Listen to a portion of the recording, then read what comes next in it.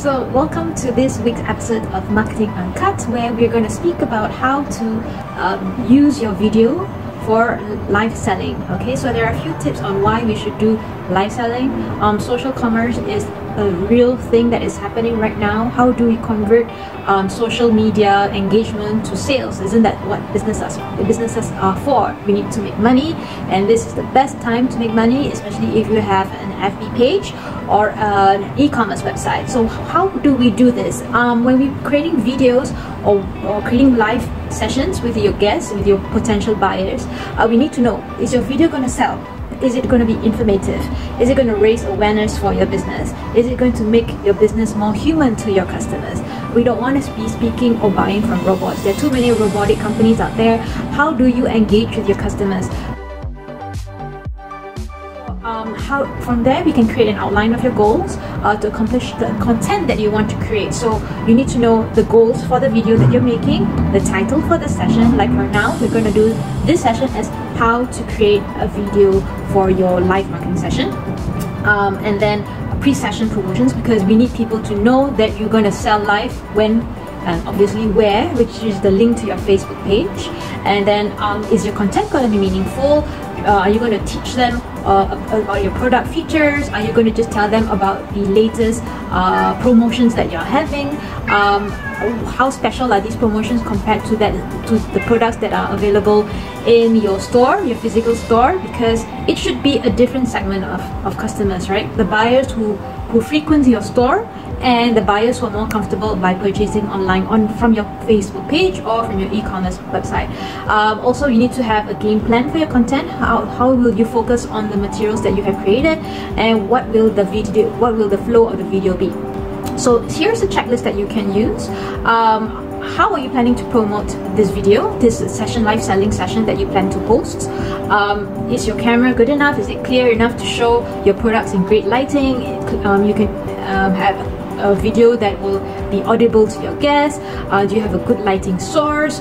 This could be natural lights. If you're based in a studio, then you could have camera lights. But if you're starting out and you don't have the equipment, natural light works well. Do you have a strong internet signal? You don't want to be cut off halfway when you're speaking and selling, and then suddenly when people want to start buying, they cannot connect to you through the comments. That's where they usually leave their orders, right? Do you have a strong branding title, a logo at the side perhaps, and the timeline? So this is the checklist that you can prepare. So before you go live, it's always good to give people a heads up. You don't want to be the only one there when you're hosting a live session, whether you're actually selling something or you're educating the audience about a new product that you're launching. Make sure to emphasize the date and the time, because now you are able to sell globally on the internet. You need to be sure to put in the time zone so that people know when to tune in.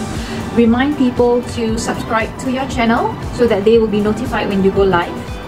Test often so you're familiar with how to use the system that you might be using to capture the orders that you have through your Facebook page or through your e-commerce website. You don't want boo-boos to happen. If you're integrating a live selling platform into your e-commerce website, make sure you might want to practice a session beforehand, so you know what to say, you know how to train the product demonstrator or the trainer to say or highlight the right things, the right price, the right features, the right benefits for your audience. And then be consistent. This is something that even we ourselves are working on, to be consistent, churning out content which is on time. Like for example, Marketing Uncut is always on Fridays, so if you're not subscribed, please subscribe so that you get notified. Consistency matters because followers will know that you're trusted, right? And then tie in followers with the multiple channels or multiple platforms. So if you're doing Facebook live selling, you can still promote the live selling session on Twitter, on YouTube, on Facebook, not just on your own Facebook page. Yeah, of course WhatsApp works as well.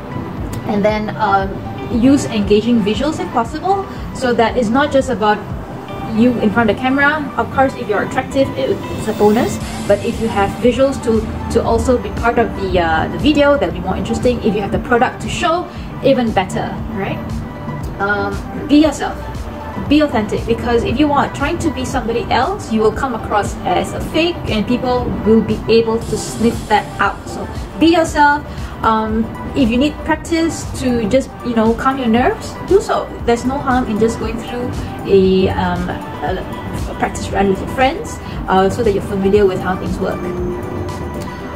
You don't have to be perfect, right? Because this takes practice. The more you do your sessions, your video sessions, the more you'll be more comfortable in front of the camera.